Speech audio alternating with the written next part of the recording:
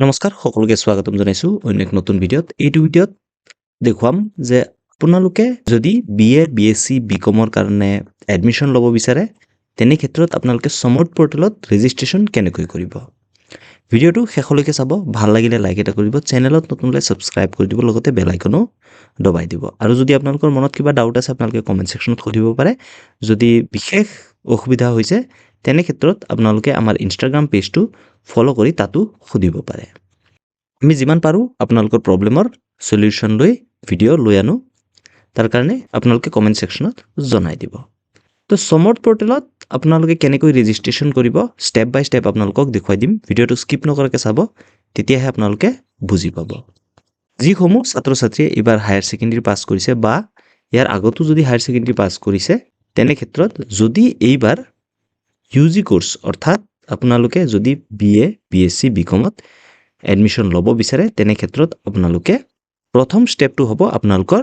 Registration কৰা সমৰ্থ পৰ্টেলত। তাৰ পিছত আপোনালোকে আবেদন কৰিব লাগিব। তো এটা কমপ্লিট সিৰিজ হ'বলৈ গৈ আছে। প্ৰথমতে আপোনালোকে ৰেজিষ্ট্ৰেশ্যন কৰিব লাগিব। এই ভিডিঅ'ত আপোনালোকক দেখুৱাম যে আপোনালোকে ৰেজিষ্ট্ৰেশ্যন কেনেকৈ কৰিব।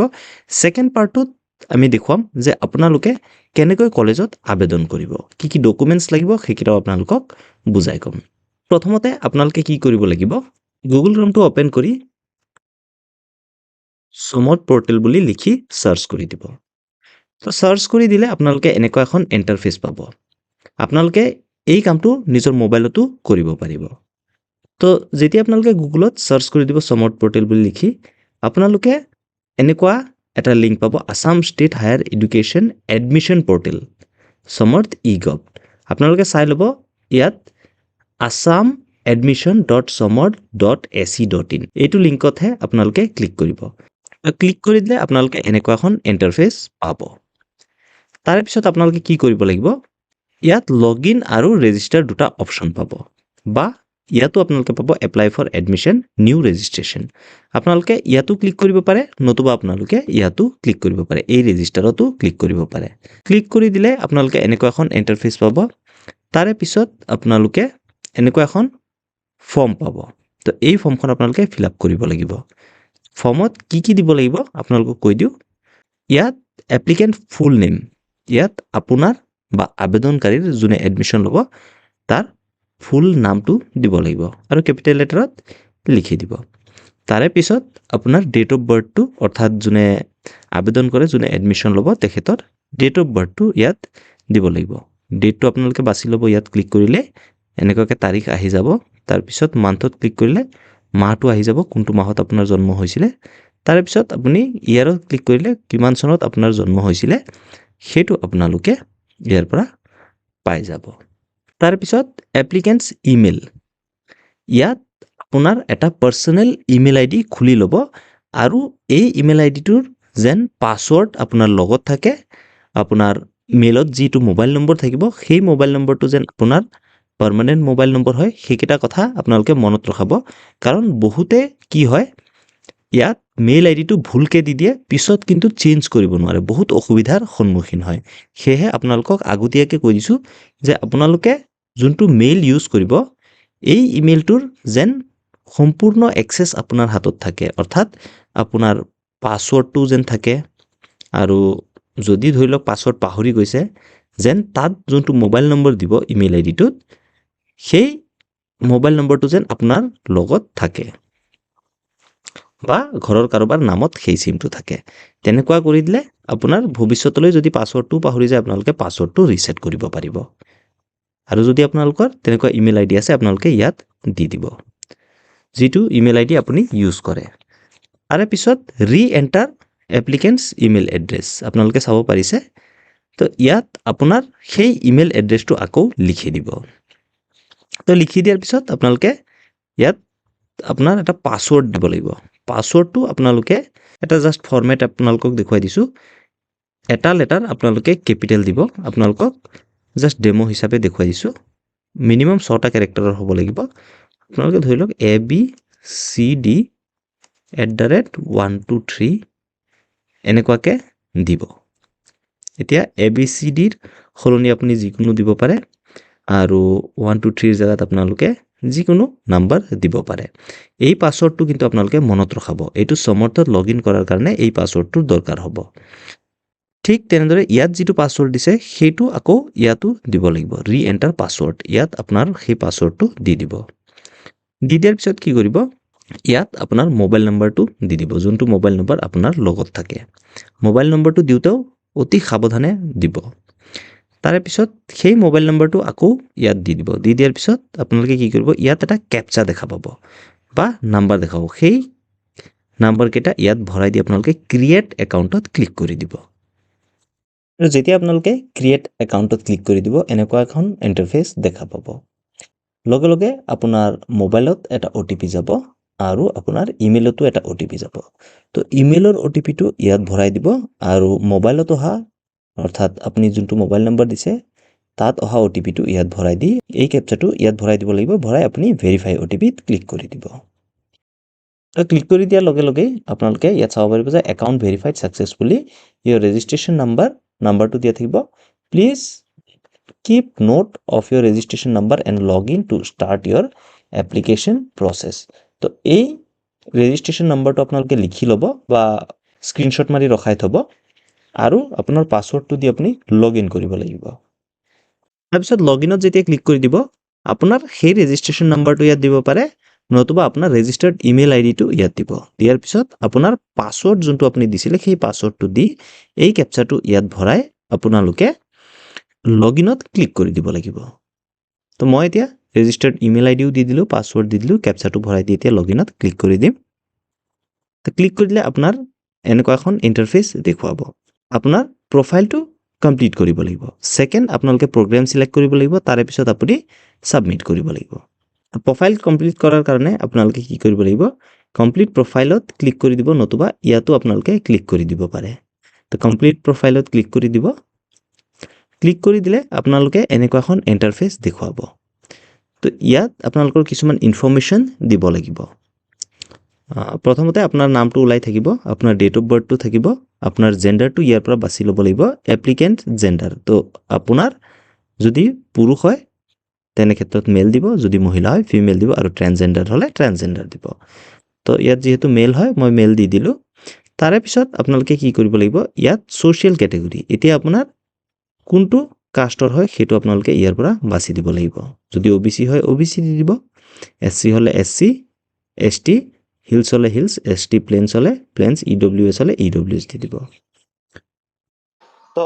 কাষ্ট সিলেক্ট কৰি দিয়াৰ পিছত আপোনালোকে কি কৰিব লাগিব সাব ক্যাটাগৰীটো সিলেক্ট কৰিব লাগিব তো সাব ক্যাটাগৰী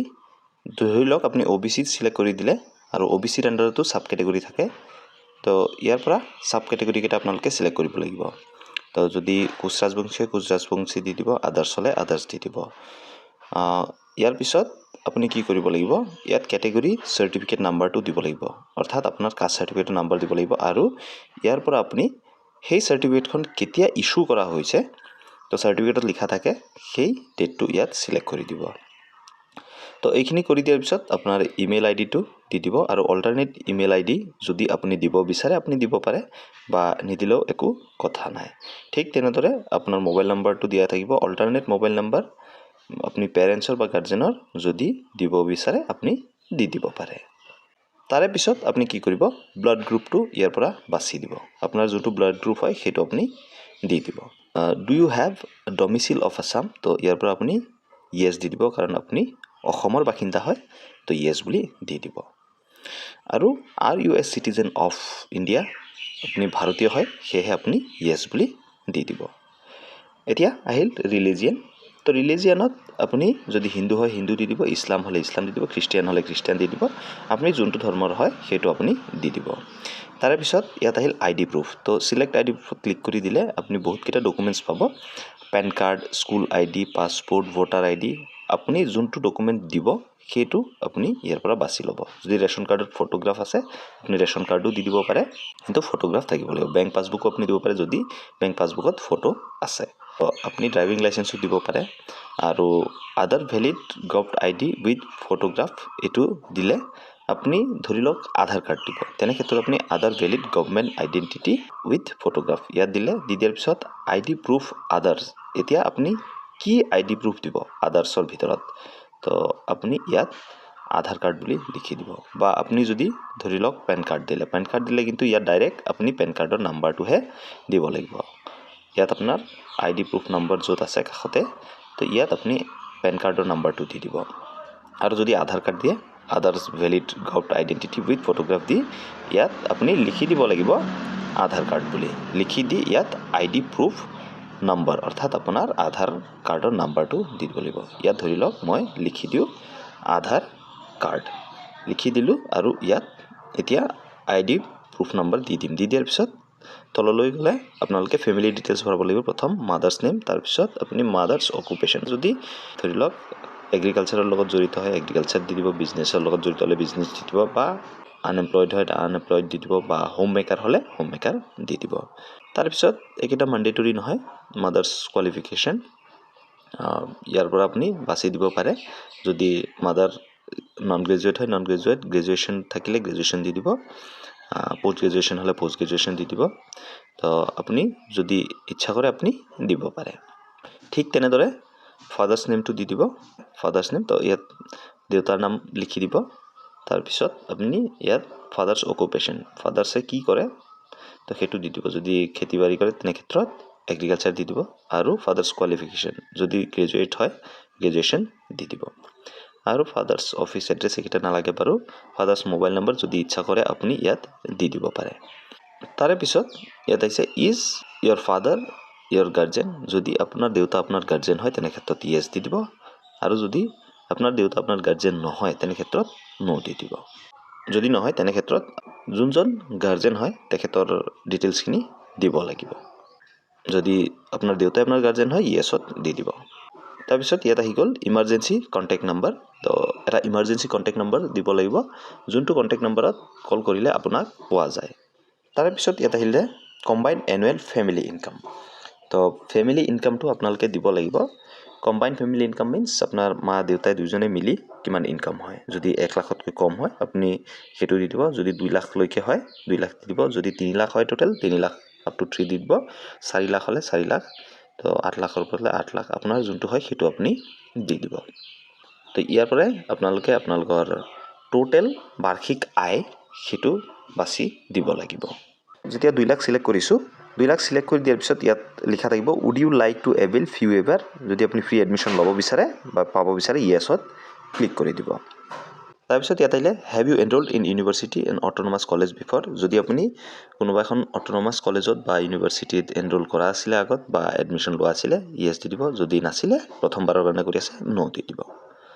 তাৰপিছত আহি গ'ল other category quota the person with benchmark disabilities PWD category তো যদি আপুনি বিকলাংগ হয় তেনে ক্ষেত্ৰত আপোনালোকে ইয়াত ক্লিক কৰিলে টাইপবিলাক পাব কোনটো টাইপৰ ডিছেবিলিটি হয় সেইটো দি দিব আৰু যদি নহয় বিকলাংগ নট এপ্লিকেবল বুলি দি দিব ইয়াৰ পিছত আহিছে are you a daughter son of ex service personnel or ex defence personnel তো ইয়াত কৈছে যে যদি আপোনাৰ মা বা দেউতা কোনোবাই ডিফেন্সত কৰিছে আৰু ৰিটায়াৰ হৈ গৈছে তেনে ক্ষেত্ৰত আপুনি ইয়েছ দি দিব আৰু যদি নহয় নো দি দিব তাৰপিছত are you a dependent of a freedom fighter যদি আপোনাৰ পৰিয়ালত কোনো মুক্তিযোদ্ধা আছে তেনে ক্ষেত্ৰত আপোনালোকে ইয়েছ দি দিব আৰু যদি নাই নো দি দিব তাৰপিছত এক্সট্ৰা কাৰিকুলাৰ এক্টিভিটি আপুনি যদি কিবা music theatre visual culture dance বা কুইজ এইবিলাকৰ লগত জড়িত হয় বা ফেশ্বনৰ লগত জড়িত হয় তেনে ক্ষেত্ৰত আপোনালোকে ইয়াৰ পৰা দি দিব আৰু যদি অন্যান্য কিবা হয় আদাৰ্ছ দিব আৰু যদি একো বস্তুৰে লগত জড়িত নহয় নট এপ্লিকেবল দি দিব তাৰপিছত স্পৰ্টছ কোটাত যদি আপুনি থাকে তেনে ক্ষেত্ৰত ইয়েছ দি দিব আৰু যদি আপুনি কোনো স্পৰ্টছৰ লগত জড়িত নহয় তেনে ক্ষেত্ৰত আপোনালোকে নো দি দিব তো এইখিনি দিয়াৰ পিছত আপোনালোকৰ এড্ৰেছ দিব লাগিব এড্ৰেছ লাইনত 1ত আপোনাৰ গাঁও দি দিব এড্ৰেছ লাইন 2ত আপোনাৰ পোষ্ট অফিচৰ নাম দিব তাৰে পিছত আপুনি ইয়াৰ পৰা আপোনাৰ কাণ্ট্ৰিটো বাছি ল'ব লাগিব অৰ্থাৎ আপোনাৰ দেশৰ নামটো ইয়াত আপুনি বাছি ল'ব ইণ্ডিয়া ইয়াৰ পৰা দি দিব তো ইয়াত ইণ্ডিয়া হয়তো ওপৰত আছে হয় ওপৰত আছে তো ইণ্ডিয়া দি দিলোঁ দি দিয়াৰ পিছত ইয়াত ষ্টেটটো ইয়াৰ পৰা বাছি ল'ম মই অসমৰ হয় তো আসাম দি দিম ইয়াৰ পিছত ডিষ্ট্ৰিক্টটো সিলেক্ট কৰিব লাগিব আপোনাৰ নিজৰ ডিষ্ট্ৰিক্টটো আপোনালোকে সিলেক্ট কৰি দিব ইয়াৰ পৰা মই নগাঁৱৰ হয় তো নগাঁও দি দিলোঁ ইয়াৰ পিছত ইয়াত পিনক'ডটো দি দিব লাগিব, ইয়াত পুলিচ ষ্টেচন আৰু ইয়াত আপোনাৰ ব্লকৰ নামটো দি দিব লাগিব। তো এড্ৰেছ লাইন 1ত ভিলেজ দি দিব, এড্ৰেছ লাইন 2ত পোষ্ট অফিচৰ নামটো দি দিব। তো দি দিয়াৰ পিছত আপোনালোকে এই যি কৰেছপণ্ডেণ্ট এড্ৰেছ দিলে, অৰ্থাৎ আপোনাৰ যোগাযোগৰ যি এড্ৰেছটো দিলে, এই কৰেছপণ্ডেণ্ট এড্ৰেছটো যদি আপোনাৰ স্থায়ী ঠিকনা হয়, সেইটো এড্ৰেছেই আপোনাৰ স্থায়ী ঠিকনা, তেনে ক্ষেত্ৰত এই চেকবক্সটো টিক কৰি দিব। টিক কৰি দিলে আপুনি ওপৰত যি এড্ৰেছ ভৰাইছে সেইটো অট'মেটিকেলি এই তলত প্ৰেজেণ্ট এড্ৰেছত ফিল হৈ যাব। আপোনালোকে বাৰে বাৰে ফিল কৰি থাকিব নালাগে। তো এইখিনি ফিল কৰি দিয়াৰ পিছত আপুনি ছেভ এণ্ড নেক্সটত ক্লিক কৰি দিব। তো ছেভ এণ্ড নেক্সটত ক্লিক কৰিলে এনেকুৱা এখন পপ আপ অ'পেন হৈ আহিব। Are you sure you want to save? তো অ'কেত ক্লিক কৰি দিব।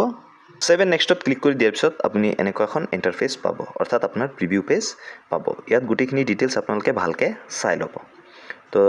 ডিটেইলছখিনি চাই লোৱাৰ পিছত যদি কিবা আপডেট কৰিব লগা থাকে বা ঠিক কৰিব লগা থাকে, আপডেট ডিটেইলছত ক্লিক কৰি ঠিক কৰিব পাৰে। আৰু যদি গোটেই ঠিকে আছে তেনে ক্ষেত্ৰত আপুনি প্ৰচিড টু নেক্সটত ক্লিক কৰি দিব। তো প্ৰচিড টু নেক্সটত ক্লিক কৰি দিয়াৰ পিছত আপুনি এনেকুৱা এখন ইণ্টাৰফেচ পাব। তো প্ৰথমতে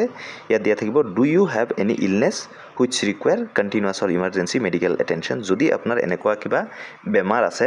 যাৰ কাৰণে আপুনি ৰেগুলাৰ মেডিকেলত যাব লগা হ'ব পাৰে, তেনে ক্ষেত্ৰত আপোনালোকে ইয়াৰ পৰা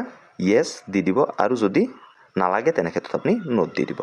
তাৰপিছত ইয়াত আছে do you belong to Moran community of Assam. যদি আপুনি অসমৰ মৰাণ কমিউনিটিৰ হয় বা মৰাণ কমিউনিটিৰ হয় তেনে ক্ষেত্ৰত য়েছ দি দিব, আৰু যদি নহয় নো দি দিব। ইয়াৰ পিছত আহিছে are you a resident of fringe village of any institution where you intend to apply for admission. তো আপুনি যোনখন কলেজত আবেদন কৰিব সেই কলেজৰ যদি ফ্ৰিঞ্চ ভিলেজৰ ভিতৰত পৰে আপুনি, তেনে ক্ষেত্ৰত য়েছ দি দিব, আৰু যদি নহয় নো দি দিব। বহুতে হয়তো এই ফ্ৰিঞ্চ ভিলেজ ডেফিনেশ্যনটোক লৈ অকণ কনফিউজত থাকিব। ফ্ৰিঞ্চ ভিলেজ কি হয় আপোনালোকক কৈ দিওঁ, যে ধৰি লওক আপুনি নগাঁও কলেজত এডমিশ্যন ল'ম বুলি ভাবিছে, আৰু নগাঁও কলেজতে যদি আপুনি এডমিশ্যন লয় আৰু নগাঁও কলেজৰ বাউণ্ডেৰীৰ ভিতৰত গাঁৱত থাকে বা ওচৰ চুবুৰীয়াৰ হয়, তেনে ক্ষেত্ৰত সেইটো ফ্ৰিঞ্চ ভিলেজ বুলিও ধৰা হয় কেতিয়াবা কোনো কোনো ক্ষেত্ৰত।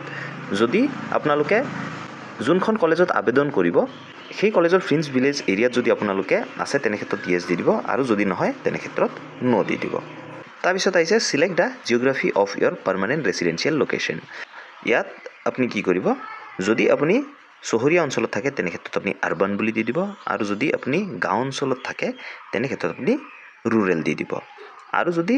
আপোনাৰ থকা এৰিয়া চহৰতো নপৰে বা একেবাৰে গাঁৱতো নপৰে তেনে ক্ষেত্ৰত ছেমি আৰ্বান দি দিব। আৰু যদি আপুনি মেট্ৰ'পলিটেন চিটিত পৰে, অসমত মেট্ৰ'পলিটেন চিটি বুলি ক'বলৈ গ'লে গুৱাহাটীয়ে পৰিব। তো যদি আপুনি মেট্ৰ'পলিটেন চিটিত পৰে তেনে ক্ষেত্ৰত আপুনি মেট্ৰ'পলিটেন চিটি দি দিব। তাৰে পিছত আপুনি ইয়াত চাব পাৰে যে আৰ ইউ ছন ডাটাৰ of present retired employee of university college. তো আপোনাৰ পেৰেণ্টছ ইউনিভাৰ্চিটি বা কলেজৰ বৰ্তমানে কাম কৰি আছে বা ৰিটায়াৰ হৈ গৈছে, তেনে ক্ষেত্ৰত আপুনি য়েছ ক্লিক কৰি দিব, আৰু যদি নাই কৰা নো ক্লিক কৰি দিব। তাৰপিছত ইয়াত আহিছে do you have migration certificate. যদি আপোনাৰ মাইগ্ৰেশ্যন চাৰ্টিফিকেট আছে য়েছ দি দিব, যদি নাই নো দি দিব। তাৰে পিছত ইয়াত আছে do you have a transfer certificate from your school college. যদি আপোনাৰ ট্ৰান্সফাৰ চাৰ্টিফিকেট আছে আপোনাৰ কলেজ বা স্কুলৰ পৰা দিয়া, তেনে ক্ষেত্ৰত আপোনালোকে চিলেক্টত ক্লিক কৰি য়েছ দি দিব যদি আছে, আৰু যদি নাই নো দি দিব। ইয়াৰ পিছত আহিছে candidates having NCC B C certificate. যদি আপোনাৰ NCC B বা C চাৰ্টিফিকেট আছে য়েছ দি দিব, আৰু যদি নাই নো দি দিব। ইয়াৰ পিছত আহিছে have you attended any special camp under the NSS। NSSৰ আণ্ডাৰত যদি কিবা কেম্প এটেণ্ড কৰিছে স্পেচিয়েল কেম্প, তেনে ক্ষেত্ৰত আপোনালোকে ইয়াত য়েছ দি দিব, আৰু যদি নাই কৰা নো দি দিব। ইয়াৰ পিছত আহিছে লেংগুৱেজ। তো হিন্দী যদি আপোনালোকে পঢ়িব জানে টিক কৰি দিব, লিখিব জানিলে ইয়াত টিক কৰি দিব, আৰু যদি ক'বও জানে ইয়াত টিক কৰি দিব। ইংলিছটো তেনেদৰে আপুনি যদি পঢ়িব জানে টিক কৰি দিব, লিখিব জানেও টিক কৰি দিব, আৰু ক'ব জানিলেও টিক কৰি দিব। তাৰে পিছত আছামিজটো ঠিক তেনেদৰে পঢ়িব জানিলে, লিখিব জানিলে আৰু ক'বও জানিলে এইকেইটা বক্সত টিক কৰি দিব। আৰু ইয়াৰ উপৰিও যদি আপোনালোকে বেলেগ লেংগুৱেজ জানে, ধৰি লওক আপুনি বেংগলী জানে, তো বেংগলী লিখি দিব। লিখি দি আপুনি পঢ়িবও জানে যদি, লিখিবও জানে আৰু যদি ক'বও জানে, এইকেইটা টিক কৰি আপুনি ছেভ এণ্ড নেক্সটত ক্লিক কৰি দিব। তো ছেভ এণ্ড নেক্সটত ক্লিক কৰি দিলে প্ৰিভিউ পেজখন এনেকৈ অ'পেন হৈ আহিব। তাৰপিছত আপুনি চাব, চেক কৰি চাব, যদি গোটেইকেইটা ডিটেইলছ আপোনাৰ ঠিকে আছে তেনে ক্ষেত্ৰত আপুনি প্ৰচিড টু নেক্সটত ক্লিক কৰি দিব লাগিব, আৰু যদি কিবা ভুল আছে আপডেট কৰি ল'ব তো প্ৰচিড টু নেক্সটত ক্লিক কৰি দিয়াৰ পিছত এতিয়া আহি গ'ল ডকুমেণ্টছ আপোনালোকৰ ডকুমেণ্টছ আপলোড কৰিব লাগিব ফটো আপলোড কৰিব লাগিব ছিগনেচাৰ আপলোড কৰিব লাগিব তাৰে পিছত কৈছে যে file size of the digital photo must B 10 KB to 1 MB তো মেক্সিমাম 1 MB হ'ব পাৰিব আৰু ডকুমেণ্টছ বা চাৰ্টিফিকেট মাৰ্কশ্বিটৰ ক্ষেত্ৰত আপোনালোকে মেক্সিমাম 1 MB লৈকে আপলোড কৰিব পাৰিব তো ইয়াত ফটো আপুনি দিব লাগিব তো ফটো সিলেক্ট ফাইলত ক্লিক কৰিলে আপোনাৰ ফোল্ডাৰৰ পৰা বা আপোনাৰ নিজৰ মোবাইলৰ পৰা ফটোটো আপলোড কৰিব লাগিব তো এনেকুৱাকৈ ফোল্ডাৰ ওপেন হৈ আহিব আপুনি ফাইলটো সিলেক্ট কৰি ল'ব আপোনাৰ মোবাইলৰ পৰাই মই যেহেতু ডেস্কটপত কৰি আছোঁ ঠিক তেনেদৰে আপুনি সিগনেচাৰটো এনেকৈ কৰিব বা ইয়াত OBC কেটেগৰী সাৰ্টিফিকেট আছে তো OBC কাষ্ট সাৰ্টিফিকেট আপুনি দি দিব আৰু ID প্ৰুফৰ ক্ষেত্ৰত আপুনি হয়তো ধৰি লওক আধাৰ কাৰ্ড দি দিব নেক্সট আহিছে domicile certificate in case of Aadhaar card address section must be visible তো ডমিচিল সাৰ্টিফিকেট ইয়াত আপুনি আপোনাৰ আধাৰ কাৰ্ডখনো দিব পাৰে কিন্তু আধাৰ কাৰ্ডৰ যি এড্ৰেছ হয় সেইটো যেন ক্লিয়াৰ হয় বা ভিজিবল হয় সেইটো তেনেকৈ দিব লাগিব তো আপুনি দুইখনতে আধাৰ কাৰ্ডো দিব পাৰে সো ডমিচিল সাৰ্টিফিকেটৰ এই সেকশনটোত কিন্তু আপোনালোকে আধাৰ কাৰ্ডটো যদিও দিয়ে অকল ফ্ৰণ্ট পেজটো দিলে নহ'ব বেক পেজটো কিন্তু দিব লাগিব যেন এড্ৰেছ কেইটা ক্লিয়াৰলি দেখা পায়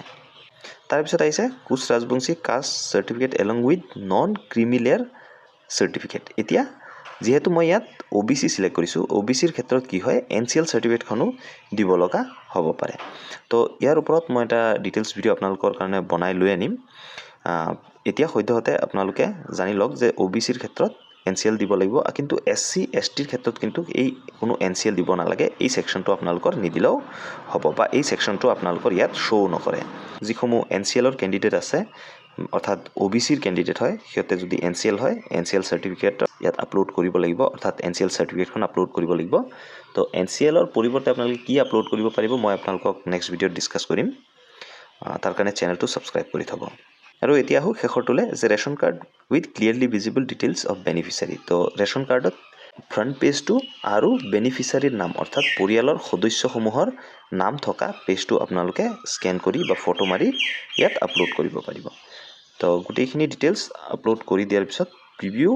ইয়ৰ প্ৰফাইলত ক্লিক কৰি দিব তো ফাইনেল প্ৰিভিউ এনেকুৱাকৈ আহি যাব আপোনালোকে চাব পাৰে ইয়াত গোটেইখিনি ডিটেইলছ যিকেইটা আপোনালোকে এতিয়ালৈকে ভৰালে গোটেইকেইটা ডিটেইলছ ইয়াত আহি যাব আপোনালোকে চাই ল'ব মিলাই যে গোটেইকেইটা ডিটেইলছ ঠিকে আছে নে নাই আপোনাৰ ফটো ডকুমেণ্টছ যিবিলাক আপলোড কৰিছে সেইবিলাকো আহি যাব যদি কিবা কাৰেকশ্যন কৰা থাকে আপোনালোকে এডিটত গৈ আপোনালোকে কাৰেক্ট কৰিব পাৰিব আপোনালোকে চাব পাৰে আপোনালোকৰ যিখিনি ডিটেইলছ আছে গোটেইখিনি কিন্তু ইয়াত থাকিব আপোনাৰ যদি প্ৰফাইলত কিবা কাৰেক্ট কৰিব লগা থাকে আপোনালোকে এই এডিট বাটনত ক্লিক কৰি আপোনালোকে এতিয়াও কাৰেক্ট কৰিব পাৰে ঠিক তেনেদৰে আপোনালোকে বাকীকেইটা সেকশনো কাৰেক্ট কৰি ল'ব পাৰে যদি গোটেইকেইটা ডিটেইলছ ঠিকে আছে আপুনি এই চেক বক্সটোত টিক কৰি দিব টিক কৰি দিয়াৰ পিছত যদি আপুনি CSCত কৰিছে এপ্লাই তেনে ক্ষেত্ৰত আপোনালোকে ইয়েছত ক্লিক কৰি দিব আৰু যদি আপুনি নিজে কৰিছে নোট ক্লিক কৰি দিব তো যেহেতু আপুনি নিজে কৰিছে তো নোট টিক কৰি দি আপুনি কি কৰিব লাগিব কনফাৰ্ম এণ্ড লগ যিটো অপশ্যন দেখা পাব ইয়াত ক্লিক কৰি দিব ক্লিক কৰিলে এনেকুৱাকৈ পপ আপ ওপেন হ'ব আপুনি OKত ক্লিক কৰি দিব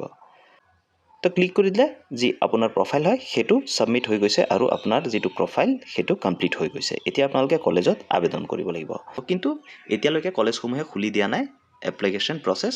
তো আপোনালোকে কেইদিনমান ধৈৰ্য ধৰক বা দুই এদিনতে হয়তো